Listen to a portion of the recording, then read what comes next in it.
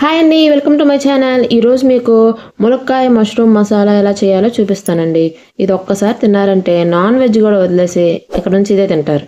దీనికోసం ఒక ప్యాన్ తీసుకొని 2 టేబుల్ స్పూన్లు ఆయిల్ వేసుకోండి.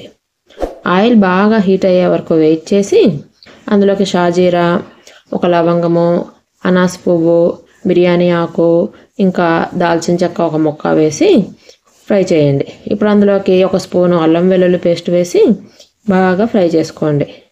ఇప్పుడు కట్ చేసి పెట్టుకున్న ఉల్లిపాయ, పచ్చిమిరపకాయ, ములక్కాయ ముక్కలను వేసి అవి గోల్డెన్ కలర్ వచ్చే వరకు చక్కగా ఫ్రై చేసుకోవాలి.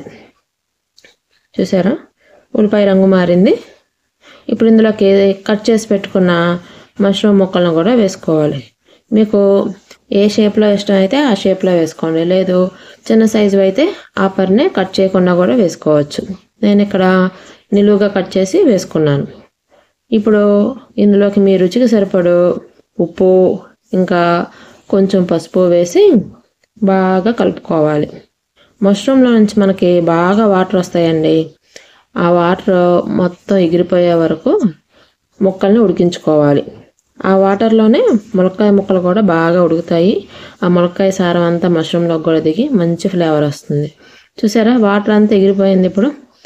ఇప్పుడు ఇందులోకి మీ రుచికి సరిపోయిన కొంచెం ధనియాల పొడి వేసి ఒక 5 నిమిషాల పాటు ఫ్రై చేసుకోండి.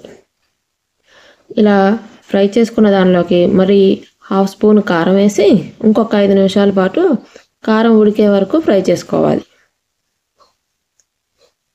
5 నిమిషాల తర్వాత మసాలా, గరం మసాలా, పొడి మసాలా ఉంటుంది కదండి, అది కూడా వేసి ఇంకొక 5 నిమిషాల పాటు బాగా ఫ్రై చేసుకుంటే ఆ మసాలా ములక్కాయ ముక్కలకి, మష్రూమ్ ముక్కలకి బట్టి భలే రుచి వస్తుందండి. ఇప్పుడు సన్నగా తరిగిన కొత్తిమీర కూడా వేసి గార్నిష్ చేశారంటే గుమగుమలాడే ఎంతో రుచికరమైన నాన్ వెజ్ కూడా పనికిరాదు దీని ముందు, అంత బాగుంటుందండి.